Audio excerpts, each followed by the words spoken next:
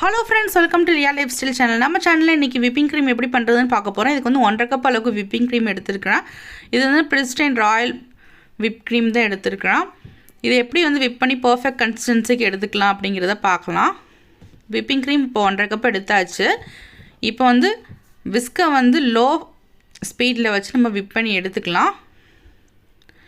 Low ஸ்பீட்லேருந்து high ஸ்பீடுக்கு போங்க. அப்போ தான் வந்து நமக்கு க்ரீம் வந்து சீக்கிரமாக மெல்ட் ஆகாமல் இருக்கும். லோ ஸ்பீட்லேருந்து ஹை ஸ்பீட் அளவுக்கு விப் பண்ணி எடுத்துக்கலாம். விப்பிங் க்ரீம் உங்களுக்கு எதில் வேணாலுமே கிடைக்கும். அமுல் எல்லாமே கிடைக்கும். இது பேக்கரி ஸ்டோர்ஸில் தான் அவைலபிளாக இருக்கும். பாருங்கள், விப்பிங் க்ரீம் ஓரளவுக்கு நல்லா விப்பாகி வந்துடுச்சு.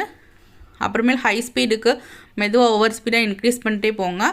ஒரு ஸ்டேஜில் வந்து நம்மளால் விப் பண்ணவே முடியாது. ரொம்ப வந்து ஹார்டாக இருக்கும். நம்ம விஸ்க் வச்சு பண்ண முடியாது. பீட்டரில் பண்ணுறப்ப நம்மளால் மூவ் பண்ண முடியாது. அதில் தான் பர்ஃபெக்டான கன்சிஸ்டன்சி விப் க்ரீமுக்கு. இப்போ பாருங்கள், அழகாக அதுவே வந்து நம்ம விப் பண்ண டிசைனாக வருது பாருங்கள். இதே மாதிரி நம்ம நல்லா விப் பண்ணி எடுத்துக்கணும். ஒரு 5 மினிட்ஸ் விப் பண்ணாலே போதும், நல்லா பர்ஃபெக்டாக வந்துடும். ஒரு ஸ்டேஜுக்கு மேலே நம்மளால் விப் பண்ண முடியாது. ஹார்டாக இருக்கும். நமக்கே தெரியும், கை மூமெண்ட்லேயே தெரியும் நமக்கு.